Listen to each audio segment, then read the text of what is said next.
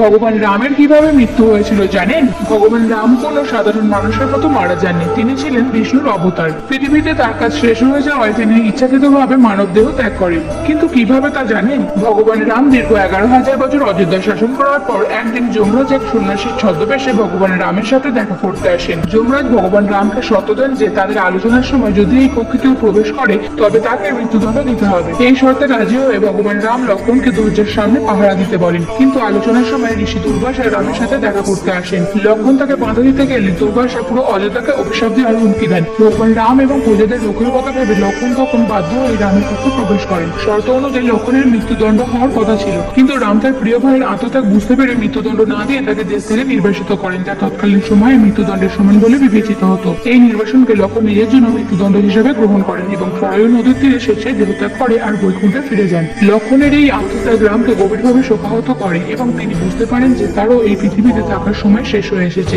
লক্ষ্মণের বিয়োগের পর রাম ও সরয়ূ নদীতে প্রবেশ করে জল সমাধি নেয় এবং বিষ্ণুরূপে তার ভাই ভরত এবং শত্রুঘ্নকে নিয়ে বৈকুণ্ঠ ধামে মাতা সীতা এবং লক্ষ্মণের কাছে ফিরে যান।